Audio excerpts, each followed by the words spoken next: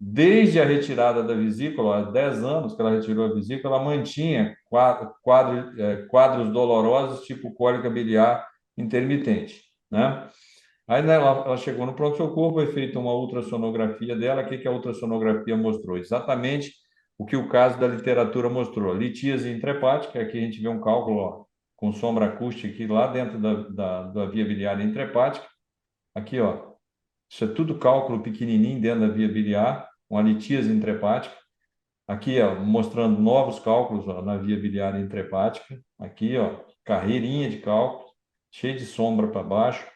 É, e aqui, ó, mostra bem visto aqui um cálculo intrahepático aqui, ó, com dilatação da via biliar. Então, isso aqui é uma via biliar intrahepática dilatada. Tem um cálculo aqui, tem outros cálculos aqui, ó.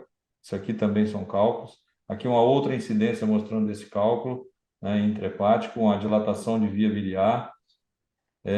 Aí nós partimos para uma ressonância magnética que mostrou o quê? Isso aqui é o colédoco, ó, cheio de cálculo dentro, e na via biliar intrahepática tinha cálculo também. Ó. Aqui a via biliar intrahepática dilatada, ó, todos esses ramos brancos aqui, ó, são tudo via biliar dilatada e com cálculo dentro. E aqui é o colédoco com dois cálculos grandes dentro.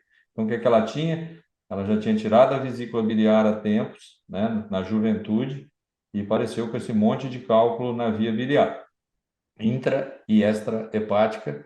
O GDL, então, fez um procedimento nessa época aí. Se ele quiser comentar aí, GDL, o que foi feito nessa época aqui, porque depois ela tem a nova ressonância dela, ela voltou com sintomas ainda, né? Bem, essa paciente ela entrou, né, ela deu entrada, né, na urgência, e ela também, algum exame na frente, Nicole, não sei se você comentou aí, ela em uma das crises, ela chegou a fazer 3 procedimentos de De CPRE, retira. isso, e ela chegou a fazer abscessos hepáticos também, né? Antes disso, né? É porque eu quis encurtar o caso, GDL, Ah, porque sim. senão ia ficar muito longo, né? Não, é porque até no relato da síndrome, né, fala em abscesso hepático também. Não, é porque na próxima eu vou mostrar os abscessos hepáticos dela aí, que ela Ah, fez beleza. abscesso hepático depois disso aí. Isso. Então ela deu uma entrada com quadro de colangite, quadro infeccioso. A gente até começou com antibiótico para ela e o tratamento da colangite e dos abscessos hepáticos. Ela foi submetida inicialmente à primeira CPRE, retirada dos cálculos, com melhora da icterícia toda. E, bem, teve uma resolução, a gente até nem esperava que fosse melhorar tanto, é um caso que está até se arrastando um pouco, porque, assim, o procedimento dela, ele é um procedimento até fácil, a gente consegue tirar muitos cálculos, e, assim, o que chama atenção é muita calculose, muitos cálculos, na via biliar direita, esquerda, e na via biliar principal também, extrahepática, né? E a paciente logo melhora, naquela programação cirúrgica, acaba que ela reinterna algumas vezes. Ela até hoje já foi submetida a 3 procedimentos e está na espera aí de um procedimento cirúrgico mais definitivo que a gente está programando para ela. Eu esqueci de mostrar aqui, a gente mostra ó, o colédoco bastante dilatado, cheio de cálculo dentro, todas essas bolas pretinhas aqui são cálculo. Aqui o coto do ducto cístico dela, comprovando que ela tinha feito realmente uma colecistectomia, tem cálculo na via biliar intrahepática, ó, aqui. Então, cheio de cálculo, tanto na via biliar extrahepática e intrahepática. Então, essa paciente, igual o GDL falou, foi submetida a uma papilotomia aí para retirada do cálculo. O GDL retirou o tanto de cálculos que ele conseguiu, mas essa paciente voltou daí uns 10, 15 dias, se eu não me engano, com essa ressonância aqui. Foi feita uma nova ressonância. A gente vê que a dilatação da via biliar dela diminuiu, mas a gente via ainda o cálculo na via biliar intrahepática e extrahepática. Tem um cálculo aqui no colédoco e tem cálculo intrahepático também. Mas o que surgiu de novo, ó, foram essas lesões hepáticas aqui, ó, que foram caracterizadas como abscesso hepático. Então, essa paciente fez abscesso hepático, né? Aqui a gente vê ó, os cálculos que ainda, se a gente vê que ela tem uma dilatação menor da via biliar, tanto intra quanto extrahepática, mas ainda tem falha de enchimento correspondendo a cálculo na via biliar intra e extrahepática e o aparecimento de abscesso hepático aqui, ó, tá? E aqui, ó, para mostrar a fase com contraste, mostrando esses abscessos, ela fez múltiplos abscessos hepáticos, tá? a via biliar ainda dilatada, ó, ela fez uma colangite, essa via biliar está com parede espessada, realçando, e cheio de microabscesso no parênquima hepático, tá? Então, agora nós vamos discutir um pouquinho sobre a síndrome, o que que a gente acha que essa paciente tem. A gente acha que ela também tem a síndrome LPAC, né? E como que você caracteriza essa síndrome? Então, nós vamos falar aqui agora alguns aspectos dessa síndrome e no final a gente fecha o caso aí. Então, a síndrome de baixa de fosfolipídio na composição da bile, que é a famosa síndrome de LPAC, é o seguinte, ela a colelitise é a tal da colelitise associada a baixo teor de fosfolipídio. Ela foi descrita pela primeira vez, ó, em 2001. Então, é uma doença relativamente nova, né? Talvez a geração mais antiga ainda nunca tenha ouvido falar dela. Inicialmente, ela era considerada responsável por menos de 5% dos casos sintomáticos de colelitise. A incidência da síndrome LPAC pode, de fato, ser mais frequente do que isso, né? Afetando até 25% das mulheres com menos de 30 anos de idade com colelitise sintomática, tá? Os fatores de risco na população geral, esquece a síndrome LPAC, seria o quê? Mulheres acima de 40 anos, obesas, acima do peso e multíparas. Esse é o padrão básico de uma mulher que apresenta colelitise. Na síndrome LPAC, a paciente geralmente é abaixo de 40 anos, são magras, Gabriel, corre ela aqui. continua tem recorrência da litíase após retirada da vesícula biliar, que foi o que aconteceu com essa paciente. Ela retirou a vesícula biliar na juventude e continua fazendo litíase após a retirada da vesícula biliar. Mulheres com história de litíase biliar e história de colestase gestacional também tem que ser pensado na síndrome do LPAC. Embora a maioria das formas clínicas sejam simples, também existe forma complicada, como nós vimos no nosso caso, envolvendo litíase intrahepática prolongada, as suas consequências com a migração da litíase, a colangite aguda, os abscessos intrahepáticos, que foi o nosso caso, e a evolução crônica dessa síndrome, ela pode levar a problemas secundários como colangite esclerosante secundária, né, ou cirrose biliar secundária. Então, só para a gente fazer uma revisãozinha aí, a bile ela é composta de 97% de água e 2,4% de sólidos, né? Dos sólidos, a gente tem as substâncias orgânicas e as substâncias não orgânicas. Então, nós vamos nos fixar aqui nas substâncias orgânicas. A gente vê que são ó, sais biliares, pigmentos biliares, colesterol, ácido gorduroso, lecitina, que no caso aqui é um fosfolipídio, né? Então, o fosfolipídio da bile é a lecitina. Então, a bile é composta por uma mistura dessas substâncias, né?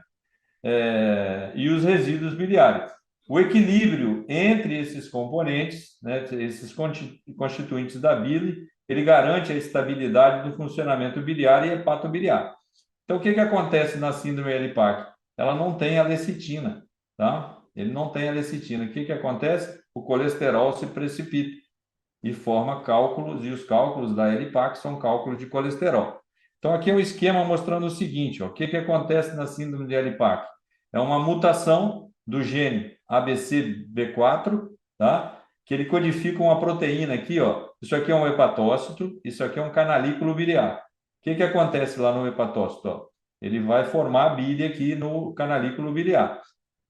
Os pacientes normais que não têm essa síndrome, ele joga o fosfolipídio através desse receptor aqui, ó, que é o MDR3, para dentro lá do canalículo. Então, o fosfolipídio que entra na bile, ele estabiliza o colesterol, não deixa o colesterol se precipitar. Os pacientes que têm a síndrome LPAC, que tem uma mutação do gene ABCB4, ele não tem essa proteína que joga, esse receptor de membrana que joga o fosfolipídio para dentro do canalículo biliar, ele deixa os cálculos precipitarem, o colesterol se precipitar e formar cálculo. Então, a fisiopatologia é isso, né? É uma não excreção do hepatócito da fosfatidilcolina,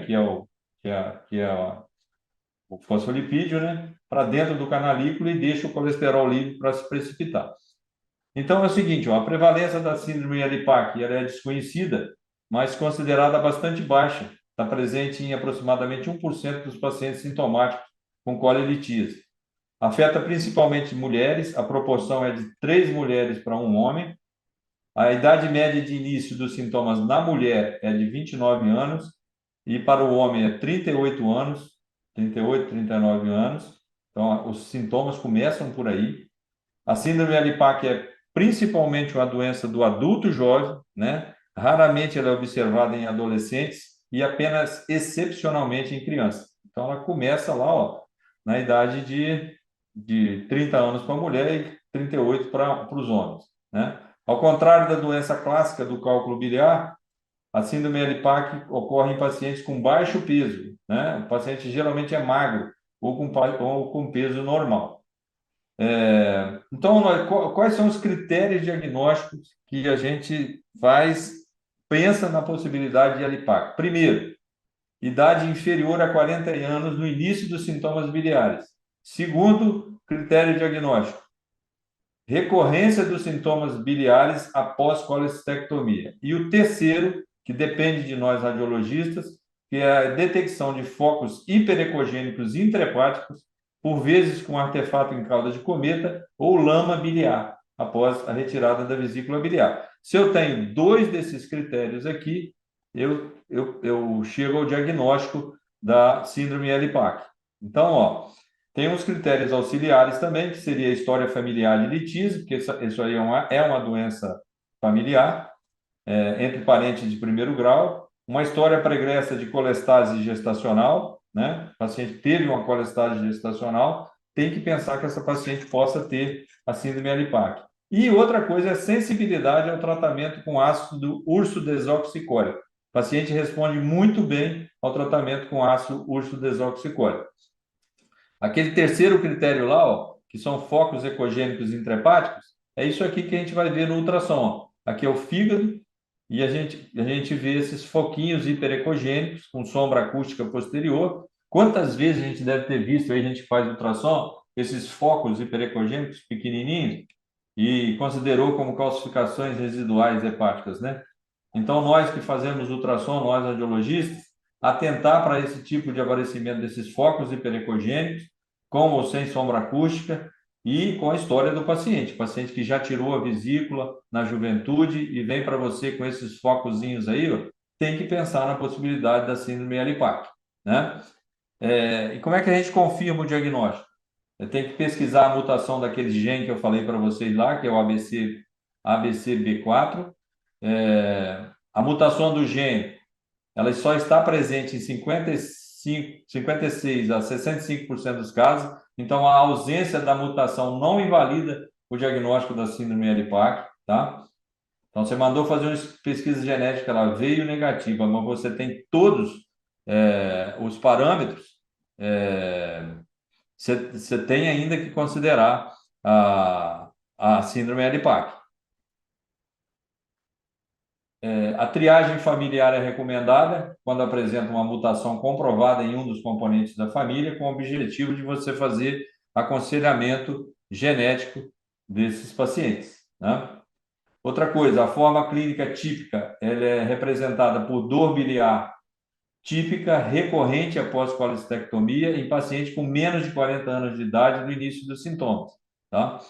A litíase da vesícula biliar quase que sempre está presente na síndrome da Alipac, embora o caso que nós apresentamos no início da literatura, o paciente não tivesse cálculo na vesícula biliar, a maioria desses pacientes, eles têm cálculo na vesícula biliar também. Por isso que eles tiram a vesícula, né?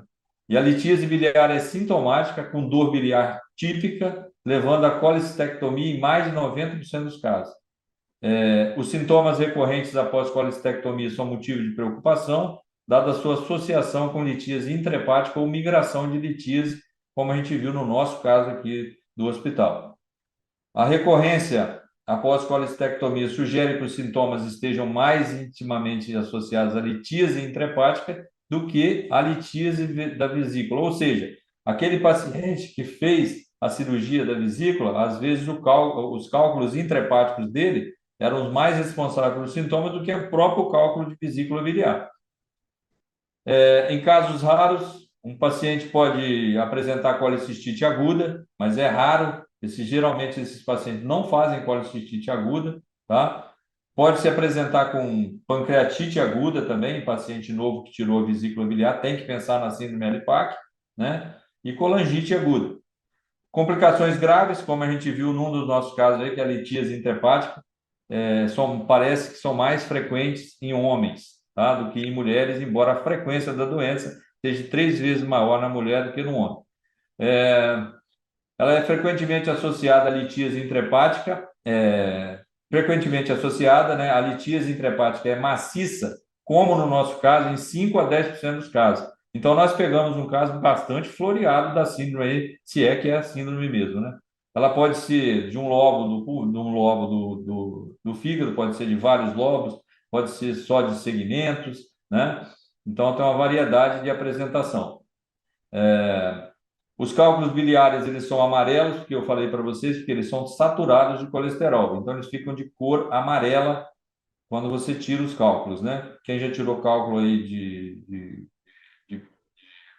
colesterol sabe que os cálculos são amarelados. E a análise da bile revela uma elevação da relação entre colesterol e fosfolipídio, ou seja, você tem muito mais colesterol do que fosfolipídio, justamente porque esses pacientes não secretam o fosfolipídio na via biliar. Ela pode estar associada à colestase biológica, particularmente no que diz respeito aos níveis de gama-GT. Às vezes, esses pacientes ficam com níveis de gama-GT elevados, né? E esses níveis de gama-GT elevado, às vezes, é a agressão crônica dos colangiocitos, né? Pela bile sem o fosfolipídio, né? Então, essa bile que está desestabilizada, ela agride os colangiocitos. Isso pode, inclusive, levar a câncer de via biliar, o famoso colangiocarcinoma. Então, esses pacientes também com síndrome Elipac, eles têm também uma proporção maior de fazer colangiocarcinoma, né? Em 50% das gestações, as pacientes com síndrome Elipac desenvolvem colestase gestacional. Então, se a paciente tiver a Elipac, 50% das vezes ela vai fazer uma colestase gestacional. E a sensibilidade das mulheres a esta síndrome, ela está relacionada à secreção de hormônio, de estrogênio, né, que favorece a ocorrência dessa doença mais em mulheres do que em homens, né? E aqui, é um resumo de uma litíase clássica da litíase relacionada à Elipac. O início dos sintomas. Na litíase clássica, depois dos 50. Na litíase da Elipac, geralmente antes dos 30 anos. O biotipo da paciente, na litíase clássica, a paciente geralmente é com excesso de peso, com obesidade, e aqui, na litíase relacionada ao Elipac, ele tem um peso normal ou até magra a pessoa, né? Então, a relação, de sexo na litíase clássica é 1,5% para feminino e 1 para cada 1,5 para 1 a proporção, e aqui, a proporção é bem maior, 3 para 1 na Elipac. A imagem, na litíase clássica, você tem litíase isolada da via biliar. Na litíase relacionada à Elipac, você tem, além da litíase biliar, você tem litíase intrahepática. História familiar, aqui na litíase clássica você não tem. Na litíase relacionada à Elipac, você tem litíase familiar de primeiro grau. História pessoal, nenhuma. E essa história aqui que a paciente pode ter tido uma colestase gestacional na síndrome Elipac. A colicistite é bem frequente, né? Nessas pacientes que têm a litíase clássica e rara na paciente que tem litíase do Elipac. E as complicações da litíase são raras na litíase clássica e frequente na Elipac.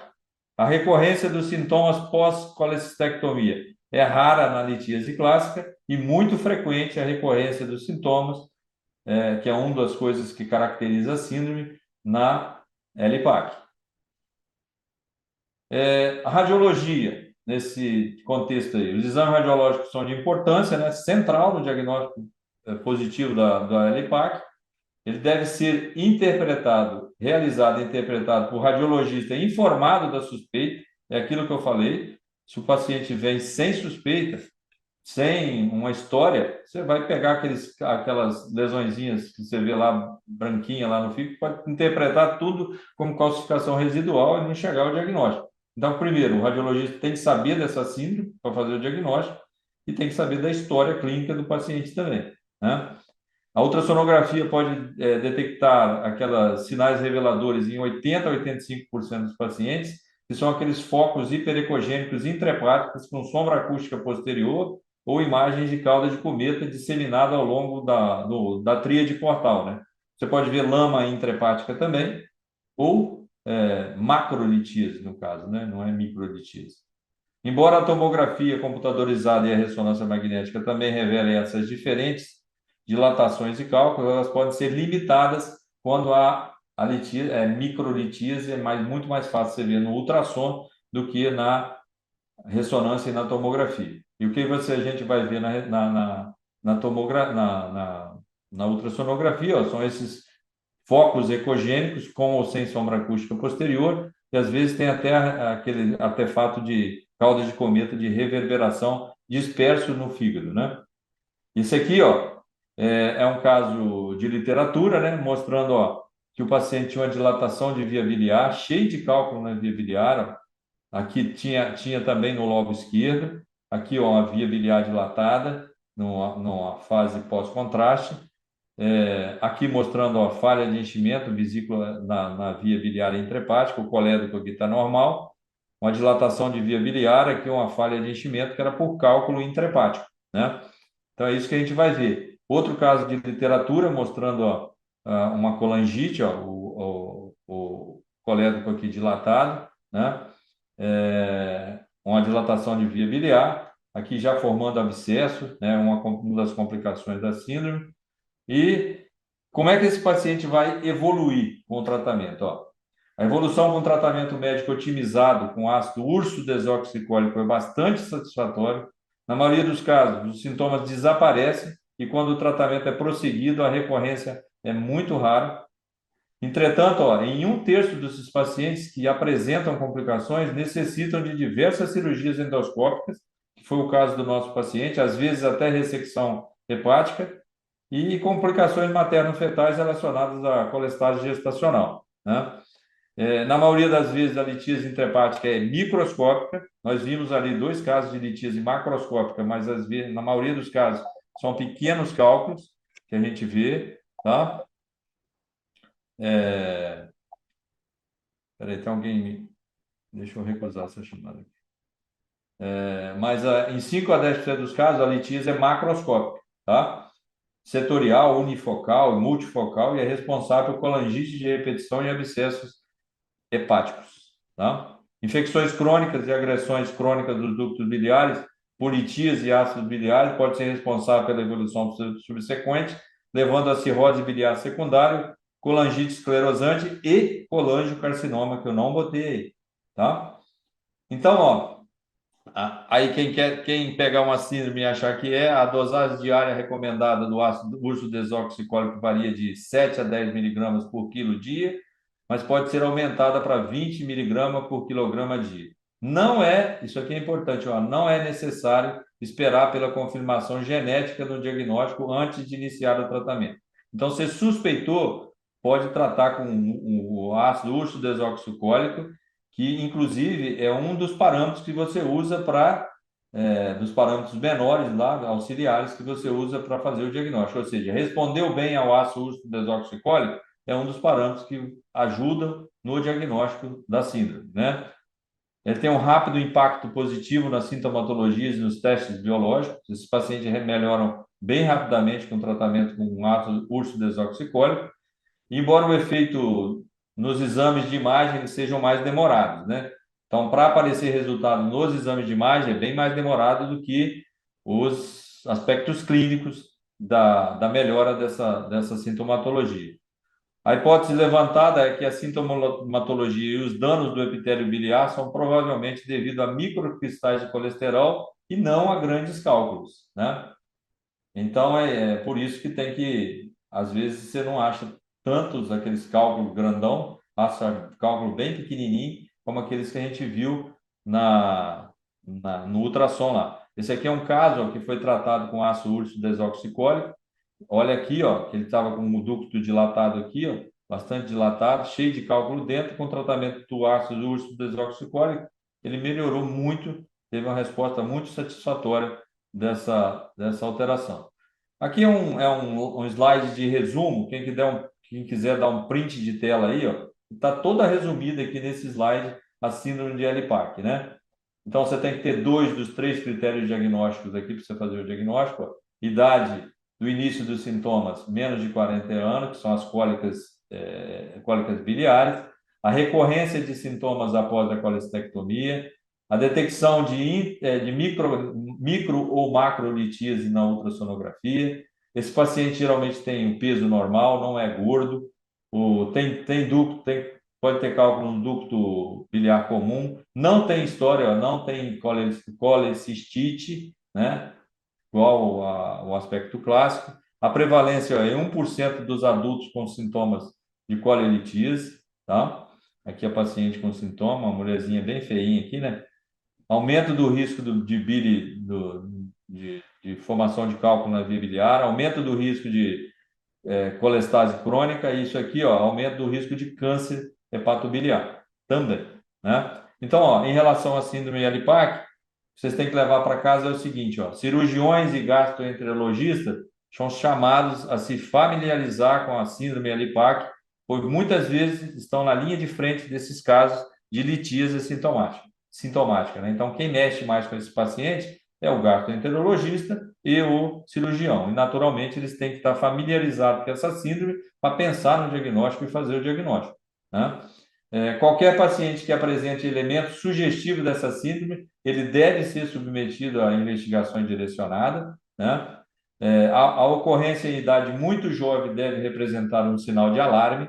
Então, o paciente teve litíase biliar muito cedo, colelitíase muito cedo, né? Você tem que pensar na síndrome, assim como os sintomas biliares recorrentes após a colecistectomia, né? A síndrome LPAC é facilmente tratável por meio simples e eficaz, que é o ácido urso desoxicólico, né? E a cirurgia hepática no contexto da síndrome LPAC limita-se ao tratamento de complicações, né? Complicou, não dá para tirar os cálculos, fez cirrose biliar secundária, então assim, é muito raro você ter que tratar as complicações quando você trata no início a síndrome e reconhece a síndrome, né? E para encerrar, ó, a síndrome LPAC, apesar de pouco documentado na literatura, deve ser lembrada como hipótese diagnóstica em casos de cólica biliar e pancreatite de origem biliar que recorrem mesmo após a colecistectomia ou se manifestam em pacientes jovens sem fatores de riscos clássicos para tais doenças, né? Ou seja, da litíase biliar e da litíase intrahepática, ok? Então, sobre a síndrome LPAC era isso. O melhor artigo na literatura, eu fiz uma revisão quase que completa da literatura. O melhor artigo que tem aí que fala tudo isso que eu falei, tá? Aí tá bem legal esse artigo. Quem quiser dar um print de tela aí para estudar, esse é o melhor artigo que tem para vocês estudarem sobre a síndrome LPAC, certo?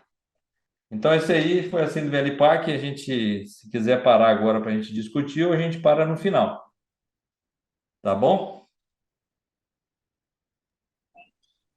Pessoal, boa noite a Alguma todos. ponderação aí? Vamos falar da síndrome LPAC logo, depois a gente fala. O outro caso é bem rapidinho. Só se alguém tiver alguma pergunta aí para fazer, algum esclarecimento, vamos aproveitar, se eu acho que é o momento.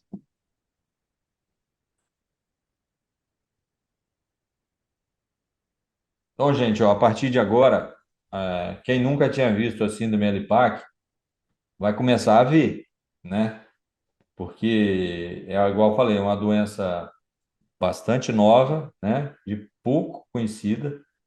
Eu acho que a maioria de nós que estamos aqui no chat, a gente não conhecia essa síndrome. Eu vinha conhecer essa síndrome há um ano atrás, num congresso, e peguei esses casos e fui fazer esse caso do Gidiel e fui fazer uma revisão. E até mandei para o Gidiel, falei, Gidiel, você não acha que aquela nossa paciente tem essa síndrome? Não, aí mandei esse artigo aí para ele, né?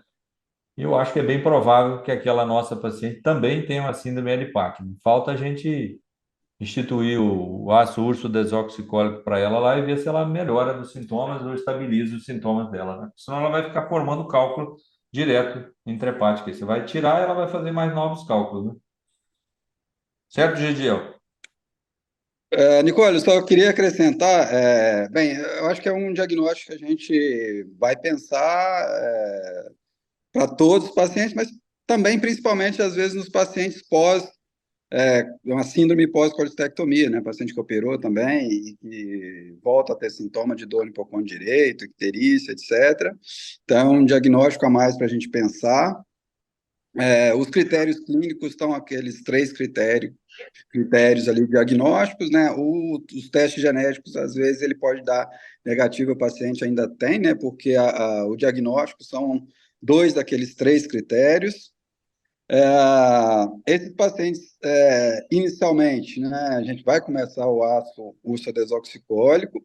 Essa paciente foi instituída, eu acho, se não me engano, essa paciente foi para o doutor Gedião, se ele estiver na aula, ele pode comentar, mas essa paciente foi instituído o tratamento com ácido ursodesoxicólico, mesmo assim ela teve recorrência também, né? A gente sabe que mais de um terço dos pacientes vão ter recorrência apesar do uso do ácido ursodesoxicólico também, né? Apesar de responder muito bem, tá?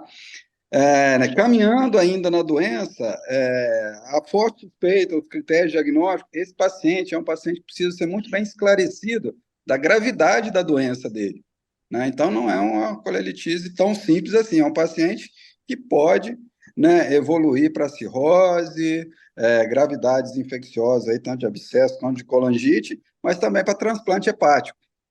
E como a terapia dela vai ser uma terapia bem invasiva, né, desde a CPRE, e a gente às vezes, Nicole, tem sucesso aí na CPRE por causa dos cálculos serem pequenos. Eu acho que essa paciente, os primeiros cálculos dela foram maiores, que estava na via biliar extrahepática, no colégio distal, depois todos os cálculos são muito pequenos, então a gente tem muito sucesso em lavar a via biliar e retirar esses cálculos por serem cálculos pequenos, né, que é característico da síndrome também.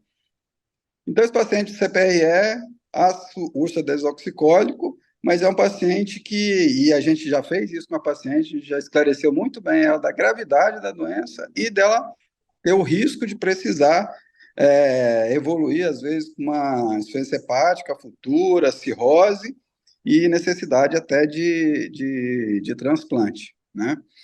Então, acho que é Se ela isso. desenvolver uma cirrose biliar secundária aí, ela pode evoluir para para um transplante mesmo, né?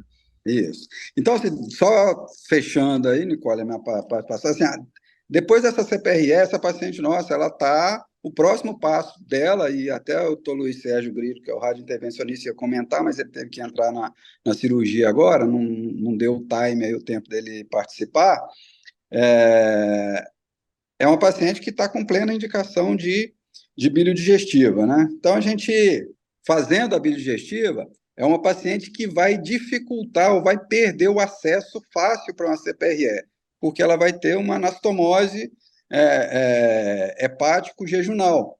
Então, assim, a gente vai ter dificuldade de acesso por endoscopia para fazer CPRE com ela com dificuldade.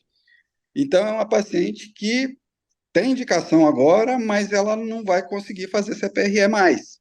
E se ela voltar com coledocolitise? Então, é uma paciente que essa biodigestiva também ela vai facilitar esses cálculos migrarem para o intestino. Então, é a indicação, mesmo assim, não afasta a evolução para coledocolitise, que não vai sair pela biodigestiva. E aí que entra o radiointervencionista, que aí né, a outra opção seria a exploração por radiointervenção. Né? Então, e é um paciente que vai ter viabilidade dilatada, não vai ser um procedimento tão difícil para o radiointervencionista. Mas aí o próximo passo também, a outra opção, né, que a gente tem para explorar e para retirar esses cálculos seria a radiointervenção. Né? Então, é um paciente complexo, com múltiplas abordagens, possibilidades, mas que tem que ser muito bem esclarecido do prognóstico. Gediel, Oi? você falou que essa paciente está usando o ácido desoxicólico, né? Mas será Sim. que ela está usando da forma correta, na dose correta? Porque, assim, às vezes tem uma coisa a gente passar a medicação, outra coisa para a gente tomar direito, né? Lembrar que ele tem que ser usado após refeições, né? Para fazer efeito.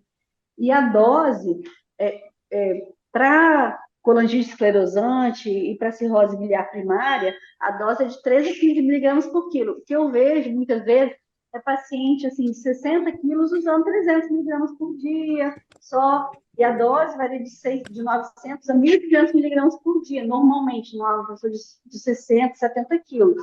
Eu sei o peso dessa paciente, porque como não é um remédio barato, né? O SUS, ele só fornece para quem tem a cirrose biliar primária, os outros diagnósticos eles não conseguem pelo SUS, então às vezes o paciente toma subdose porque às vezes ele não consegue comprar o remédio na dose que ele deveria estar tomando, por conta de questão financeira. Não sei se é o caso dessa moça aí.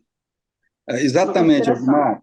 Essa paciente, ela não aderiu, ela não está conseguindo usar. Até a resposta dela ao ácido ursodesoxicólico pode estar sendo comprometida por causa disso. Esse final de semana eu estive com a doutora Ana Carolina Pimentel, que está responsável por liberação do ácido ursodeoxicólico.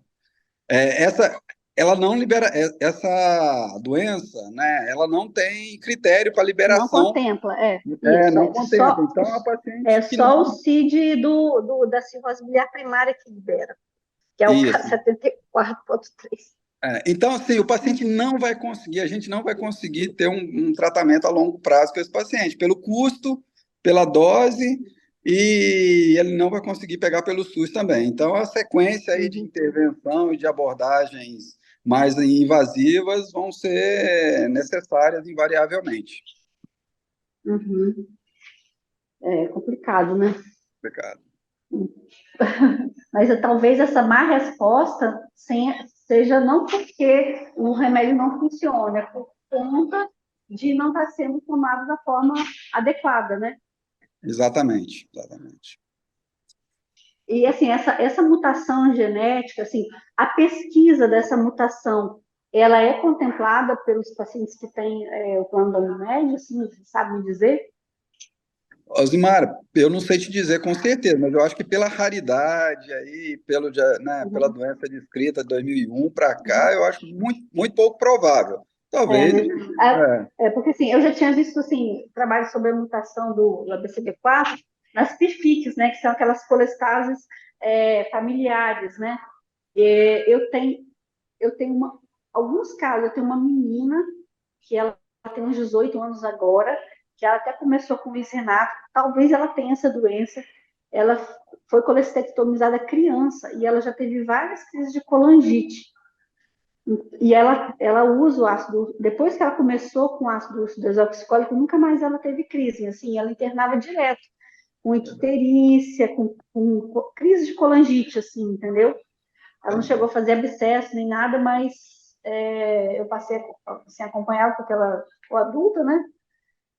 Magrinha, uma menina magrinha, e que foi operada de colecistite, de uma crise, né, de cálculo quando era criança. Então, talvez seja mais um caso desse, né? Chama a atenção aí, ó, dos radiologistas que estão na sala aí.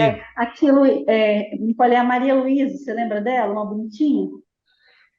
Quem sabe não seja. Porque ela chegou a fazer biópsia hepática e foi para São Paulo e tudo, eles não conseguiram fechar o diagnóstico dela. Uma menina bonita, ela está compridona agora, ela é magrinha, e ela está com o sacola, está usando e nunca mais teve problema. Usa direitinho. Chamar a atenção dos ultrassonografistas aí que estão na sala. Acho que eu vi o Gabriel aí, o Homero, para quando encontrar esses aspectos desses microcálculos aí, investigar se já foi feito colecistectomia, se o paciente tem sintoma, né? Acho que da agora para frente nós vamos começar a fazer muito mais diagnóstico disso, né? Então vamos lá, vamos para o outro caso aqui, é o caso mais rápido. É um caso que aconteceu lá na Santa Casa, tá? É um caso que a gente suponha que seja isso, mas assim, é lógico que a gente precisa também considerar outras hipóteses, mas vale a pena apresentar, porque para alertar quem for fazer o procedimento, que vocês vão ver aí, ficar atento para esse tipo de complicação, né? É uma causa pouco usual de edema pulmonar agudo. Então, vamos ver a clínica dessa paciente, é extremamente importante, tá? Prestar atenção nessa história clínica da paciente, é uma história meio longuinha aí, ó, mas é o seguinte, era uma paciente do sexo feminino, 46 anos, ela deu entrada no PS da Santa Casa de Misericórdia, aqui de Cachoeiro, regulada pela central de vagas devido à presença de um grande pneumotórax vista no raio-x de tórax. Ela negava trauma, febre, perda de peso, todos os outros sintomas. O que ela tinha? Ela tinha era uma dispneia, né? Um desconforto respiratório, e que lá na UPA onde foi atendida, elas viram que ela tinha um grande pneumotórax, né? Encaminharam para a Santa Casa. E essa paciente já vinha com esses sintomas há mais de 5 dias, 5 a 6 dias atrás, né? E ela foi no UPA, daí no 6º dia que ela estava com sintoma, né? Aí ela foi lá para a Santa Casa, então, e na Santa Casa, a gente vai mostrar o raio-x, foi constatado que ela tinha realmente um grande pneumotórax. E importante aqui, ó, que é durante a drenagem, ela estava bem, respirando bem, né? Com certo desconforto, mas relativamente bem. Durante a drenagem do pneumotórax, ela apresentou muito desconforto, começou a desaturar, com muita dificuldade foi concluído o procedimento lá da drenagem desse pneumotórax, né? A saturação dela caiu muito durante o procedimento, tá? Chegando a 75% de saturação. Após o procedimento, o máximo que ela saturava era em 10 litros de oxigênio era 86, né? Ela foi para o CTI, realizou um raio-x de controle, que identificou a resolução do pneumotórax e o aparecimento de uma extensa consolidação do lobo inferior direito, aquele lobo que estava comprimido pelo pneumotórax, né? E depois, então, foi realizada uma tomografia logo depois. Então, eu vou mostrar aqui o raio-x da entrada com essa paciente. Então, ó, lá no dia 30/9, ela deu entrada lá na Santa Casa, às 2h36, foi de madrugada, tá? Então, o que a gente via aqui no raio-x de tórax dela? A gente via um grande pneumotórax. Tudo isso aqui é pneumotórax. O pneumotórax ele já era hipertensivo, ele já estava jogando o coração um pouquinho para o lado esquerdo. Isso aqui que vocês veem aqui, ó, em branco aqui, é o pulmão atelectasiado. Ela tinha uma aderência pleural aqui que não deixava o pneumotórax subir muito aqui, né? Então, ela tinha um grande pneumotórax aqui nessa região, né? Logo depois, então, olha a data aqui, ó, a data. No mesmo dia, às 2h36, ela tinha esse aspecto aí, o pulmão dela colabado aqui, ó, às 2h36. Aí, depois do procedimento, depois toda aquela confusão durante o procedimento, da paciente ter passado muito mal, eles fizeram um novo raio-x, ó, 4h38, ó, olha aqui a hora, ó. Apareceu essa extensa consolidação aqui, e aqui também apareceram as consolidações, ó. Tá? Aqui você vê que ela está com uma drenagem, o tubo aqui, ó, de drenagem do dreno, resolveu o pneumotórax dela. Ela fez um enfisema de partes moles aqui, ó, devido à drenagem, né? Então resolveu. Só que a paciente estava caminhando mal. Aí eles resolveram fazer uma tomografia dela. Aí a tomografia foi feita, olha a hora aqui, ó, 4h38 da manhã, às 10h50 da manhã foi feita a tomografia dela. O que a tomografia dela mostrava? Uma extensa consolidação, ó, tudo isso aqui é consolidação, tá? Tinha ainda sinais de pneumotórax aqui, ó. A gente pega os cortes axiais, a gente vê aqui, ó, essas opacidades em vidro fosco, com reticulado no fundo, umas consolidações de aparecimento muito rápido, né? Aqui, ó, no lobo médio, no lobo inferior, umas extensas consolidações. Mais para baixo, olha como que ela consolidou e apareceu daqui também do outro lado de cá, ó, tá? Ainda tem o pneumotórax aqui, né? Um resto de pneumotórax e o enfisema de partes moles aqui, ó. Você repare que ela está com um tubo aqui, ó, de drenagem, tá? Foi bem colocado o tubo no lugar direitinho. E o que chama a atenção nessa paciente é o seguinte, ó, se vocês observarem aqui no parênquima pulmonar dela, ela tem umas lesões císticas aqui, ó. Aqui ela tem uma lesãozinha cística, ela tem 1, 2, 3 lesões císticas aqui, ó. E no meio dessas consolidações aqui, ela tem umas lesões císticas pulmonares. Então, Possivelmente, o que aconteceu para ela ter feito o pneumotórax foi uma dessas lesões císticas aqui, que estava na superfície pleural, rompeu para a superfície pleural, desse lado de cá, e ela fez o pneumotórax. Então, ela tem uma doença cística dos pulmões, que por enquanto a gente não sabe o que é, e que essa doença cística levou ao pneumotórax. E na drenagem desse pneumotórax, ela fez essa extensa consolidação pulmonar, tá? Aqui, ó, é a evolução dela. Aquilo lá foi tudo no dia 30, né? Ó, no dia 30. No dia seguinte foi feito um controle. Ela continuava com essas consolidações aqui também, né? O derrame pleural, o pneumotórax dela havia sido drenado, ainda está com tubo aqui, ó. O extenso enfisema de partes moles subiu aqui para o pescoço, o enfisema de partes moles dela. No dia 2 foi feito um novo controle, ela continuava lá com a consolidação. O enfisema de partes moles tinha reduzido. Gente, não pode chamar isso aqui de enfisema subcutâneo, tá? Enfisema subcutâneo é um enfisema do subcutâneo, isso é enfisema de partes moles, que chama que eu vejo muito laudo de tomografia, principalmente, extenso enfisema de subcutâneo. Na verdade, o subcutâneo nem tem enfisema, é o enfisema das partes moles da parede torácica, né? Aqui, ó, no dia 3, ela fez um novo controle, continuava lá com aquela consolidação, tá? Aí depois, no dia 5, ela fez, ó, a consolidação foi melhorando, ainda está com um tubo de drenagem do pneumotórax. Aí lá no dia 6, eles tiraram aqui, ó, o tubo estava aqui, aí no dia 6 eles tiraram, mas o que aconteceu? Refez o pneumotórax dela, ó, tá? Aqui, ó, no dia 8, eles tiraram outro controle, fizeram outro controle, o pneumotórax dela cresceu, eles foram e colocaram novamente a drenagem do pneumotórax. E o último raio-x dela, ó, uma significativa melhora daquelas consolidações do lobo inferior, tá? A paciente, mesmo com a melhora radiográfica, ainda estava muito grave no CTI, tá? Nessa data aqui. E o que a gente acha que aconteceu com essa paciente é que ela teve um tipo de edema pulmonar de reexpansão. O que é o edema pulmonar de reexpansão? É uma entidade rara, mas importante de edema pulmonar não cardiogênico, né? Com alta mortalidade, tá?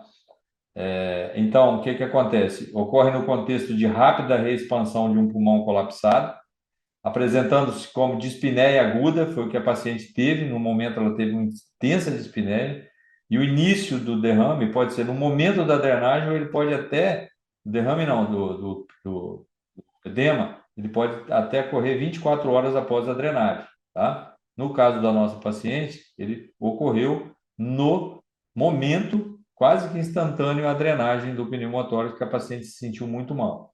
Ocorre aproximadamente 1% das reexpansões de pneumotórax ou procedimentos de toracocentese, e a mortalidade, olha como que é alta a mortalidade, 20%. Né?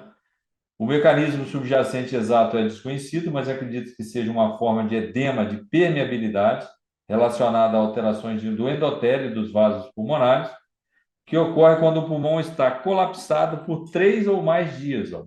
O pulmão dela já estava colapsado há mais de 3 dias. Lembra que ela estava com sintomas de 5 a 6 dias? Né? E aqui, outra coisa do edema, pulmão, ele pode ser bilateral mesmo, ele geralmente acontece no pulmão que está colabado, né? Mas ele pode acontecer no pulmão contralateral, né? No cenário de que aconteça um edema bilateral, a taxa de mortalidade sobe muito, ela duplica, ó, ela vai de 20% vai para 40%, tá?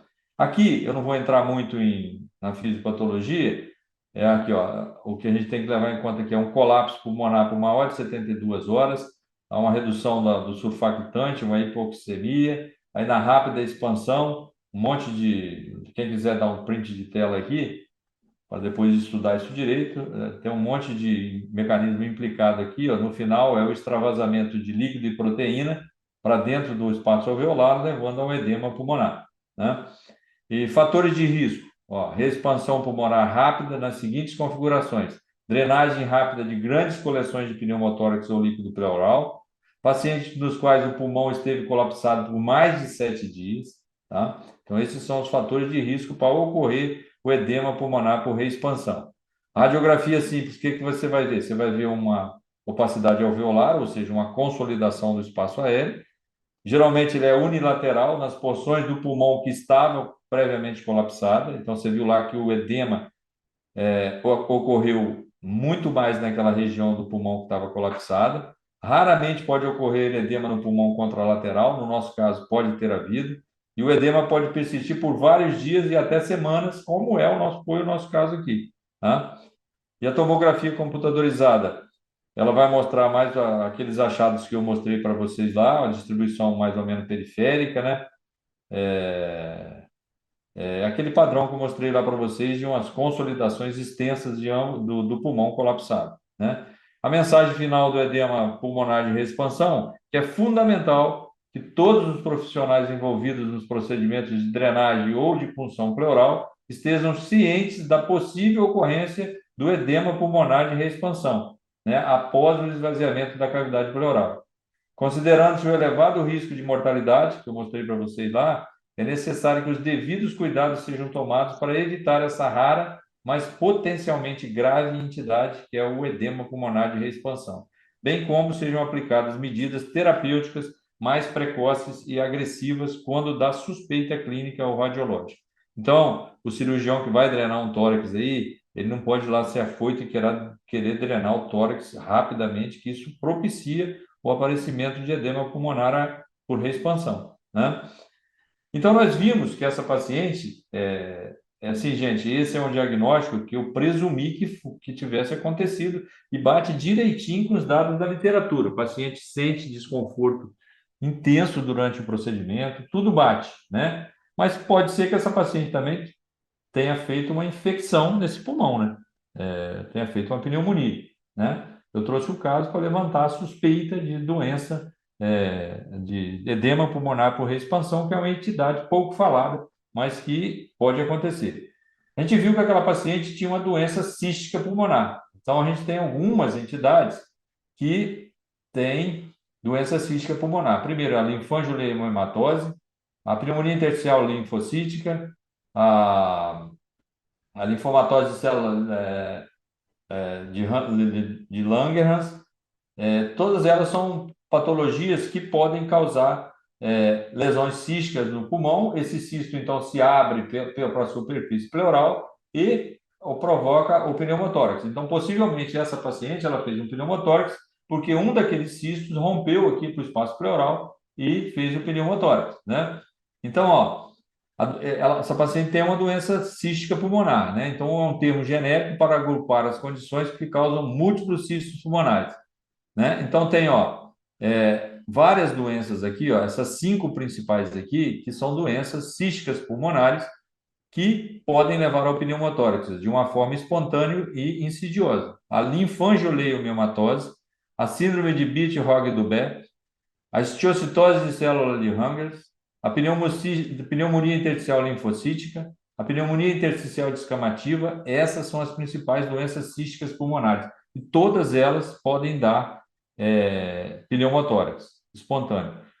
Outra coisa, essa paciente não dá para fechar o diagnóstico dela. Depois, se ela sobreviver, e nós vamos ter que fazer um estudo de alta resolução desse tórax para estudar melhor essa doença cística pulmonar. Chamar atenção para a doença de Bitt-Hogg-Dubé, para 2 doenças em que, às vezes, você faz o diagnóstico pela face do paciente, né? Primeiro, é a síndrome de Bitt-Hogg-Dubé. O paciente geralmente tem esses fibrofoliculomas na pele, tá? Então, quando você pegar um paciente com esse tipo de lesão de pele, que chama fibrofoliculoma, e tiver cistos pulmonares, a gente pode chegar no diagnóstico de Bitt-Hogg-Dubé, né? Então, ó, aqui é um paciente que tinha Bitt-Hogg-Dubé, cheio de cistozinhos pulmonares, né? E outra que a gente pode matar o diagnóstico só pela face do paciente é a esclerose tuberosa, né? A esclerose tuberosa é mais comum até, né, do que a outra. A gente vê esses túberes na face do paciente. E quando a gente vê esses túbulos e tem doença cística pulmonar, você chega ao diagnóstico de linfangioleucohematose pulmonar, que está associada à esclerose tuberosa. E aqui a gente vê que os cistos são muito mais profusos do pulmão do que a síndrome de Bitt-Hogg-Dubé. Um cisto desse pode estar na periferia, igual esse daqui, rompe para o espaço pleural e faz pneumotórax. Tá certo? Então, depois que essa paciente se recuperar, nós vamos ter que estudar esse pulmão dela para ver qual que é a maior possibilidade dessa paciente ter essas doenças císticas pulmonares. Detalhe, essa paciente não tem nem fibrofoliculoma, que eu pedi os residentes lá para olhar, né?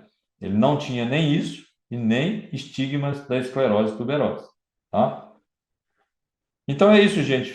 Essa aí é o segundo caso. A gente encerra a sessão por aqui. Se alguém quiser fazer alguma pergunta, uma coisa assim que chamou atenção, assim que eu fiquei meio em dúvida se isso realmente era um edema por reexpansão ou era uma pneumonia que a paciente fez em cima desse pneumotórax, depois da reexpansão desse pneumotórax, é o seguinte, ó, é que no exame de admissão a gente já via umas opacidades aqui, ó, tá? Na base pulmonar esquerda. Então, isso me deixou muito em dúvida se a gente podia mesmo cravar isso aí como um edema pulmonar por reexpansão. Mas vale a mensagem do edema pulmonar por reexpansão, que é uma entidade que pode acontecer e quem drena tórax aí tem que ficar atento a essa entidade. Beleza? Então, foi isso. Agora a gente abre aí para discussão. Quem quiser falar alguma coisa, fica à vontade. Você vê que é uma doença que tem uma alta mortalidade, né? A gente pensa pouco nessa possibilidade. Ok? Algum comentário aí?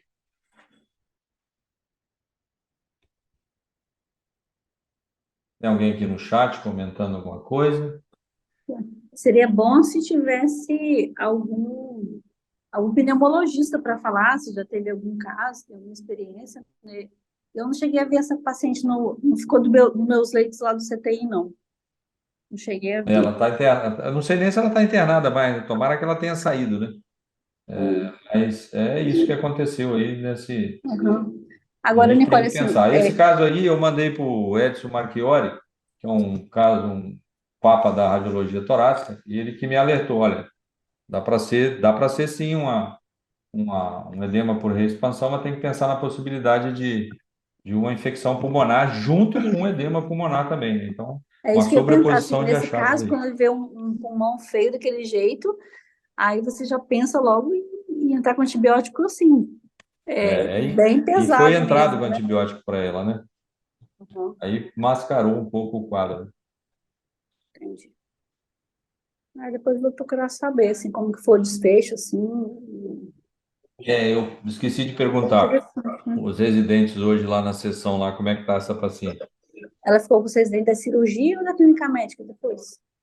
Eu acho que entrou, ela complicou lá no Junto, PS né? após a drenagem. O que fala muito a favor de edema de reexpansão é aquele quadro clínico que eu mostrei para vocês lá do início, dela ter passado muito mal durante a drenagem, entendeu? Piorou vertiginosamente entre o momento pré-drenagem e durante a drenagem e pós-drenagem.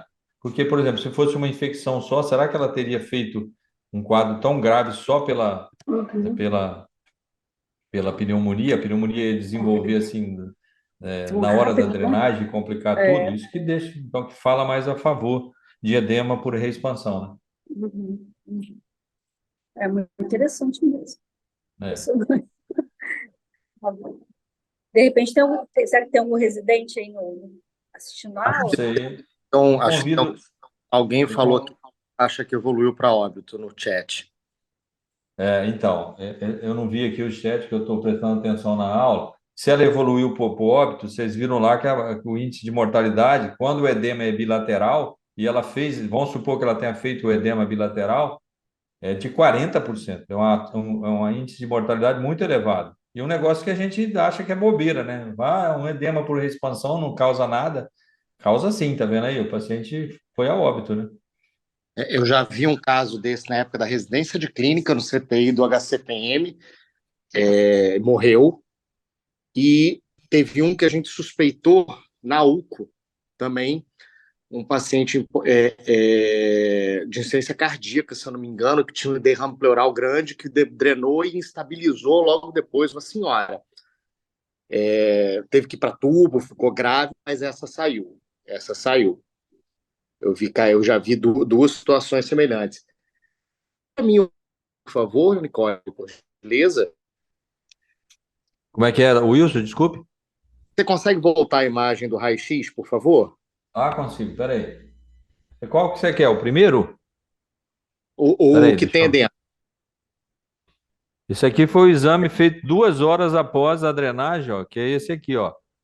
Esse aqui, ó. Aqui, ó. Você vê lá que foi feito às 2h36 da manhã e 4h38, 2 horas depois, praticamente, ela É, só desenvolveu esse uma, uma outra consolidado. causa, desculpa, só lembrar Pode uma falar, outra Wilson. de edema pulmonar unilateral, que é bem elegante às vezes assim quando acontece, né? Eu só vi isso uma vez, já tinha visto em livro e vi uma vez também na UCO, que é você fazer insuficiência mitral com jato direcionado para a veia pulmonar, né? Aí é um edema preferencial do lobo superior direito, né? Isso, por isso fica até bonito. Eu tinha esse raio-x até pouco tempo atrás. Eu não sei se eu ainda tenho ele, mas é bem bonito, né? Você faz aquela insuficiência mitral normalmente de posterior, e aí você faz o jato direcionado para a veia pulmonar esquerda, superior esquerda, e você tem esse edema, Direita, direita, desculpa, direita, direita. é, É, você tem edema unilateral, edema pulmonar é. unilateral. Eu passei a residência 4 anos e quem me ensinou esse tipo de edema, Wilson, foi o doutor Luiz Bento, num caso lá do pronto-socorro. Eu cheguei lá, ele virou para mim e falou assim: ó, o que que tem aí? Pendurou o raio-x. Aí falou: tem uma consolidação aqui do lobo superior. Ele falou assim: ele já tinha examinado o paciente. Pois é, ela fez uma ruptura de cordoalha e fez um edema preferencial para o lobo superior. Com todo aquele O caso conhecimento dele, né? O caso que eu vi também foi ruptura de cordoalha, uma paciente com prolapso de válvula mitral, uma degeneração mixomatosa que rompeu a cordoalha. É isso aí. Muito bom, muito legal esse caso. Quer dizer, o desfecho não é legal, mas acho que levanta também a, a, a orelha da gente para poder ter casos desse tipo, né? Tem É isso algumas aí. coisas quando Porque faz rápido. drenagem, né, Wilson? Drenagem de derrame pleural, drenagem de pneumotórax, é uma coisa que se faz todos os dias nos hospitais, né, Wilson? Tem duas coisas que tem que ter cuidado para fazer devagar em medicina e que às vezes a gente se perde. Eu já vi um doente morrer por essa outra, também no CTI do HCPM, que é paciente com bexigoma, você passar sonda e deixar drenar aqueles grandes bexigomas, né? De uma vez só e você fazer hemorragia pós-drenagem, né? Você faz microlacerações da mucosa da bexiga e aquilo no final, a contração da bexiga, ali, depois que você drena, o paciente fazer hemorragia maciça e esse paciente acabar morrendo por complicação depois disso, né? Então, e aos poucos, né? Lá na PM a gente drenava, tinha muito caso de torácica, né, da cirurgia torácica, a gente drenava até com no hospital com um pouquinho mais de dinheiro, né? Então a gente drenava com como que chama? Monolumen e colocava uma borboletinha, né? E ia abrindo e fechando de pouquinho em pouquinho, justamente por conta de tentar evitar a possibilidade de edema pós-expansão. Legal. Então é isso, gente. Tomara que vocês tenham gostado e tenham aproveitado aí, principalmente da síndrome LIPAC aí, né? Vamos fazer mais diagnóstico aí para a gente evitar essas complicações dessa síndrome e lembrar aí do edema pulmonar de reexpansão, que ele existe, ele não é só de livro, não. Muito bom. Boa noite a todos. Além de fazer a avaliação da aula, por favor, que está no chat aí, o link. Ah, pessoal. Então, beleza. Gente, obrigado aí pelo comparecimento na aula. Eu acho que mês que vem, a gente faz a última do ano. E depois a gente avalia aí com o pessoal se vale a pena a gente fazer, se o pessoal está gostando, se a aula vale a pena a gente manter o programa para o ano que vem, né? Queria agradecer aqui os elogios aqui do chat em relação à aula, tá? Agradecer a residente que me mandou todas essas radiografias desse paciente, a Ana a residente lá da Santa Casa, tá? A Ana. E é isso. Obrigado aí.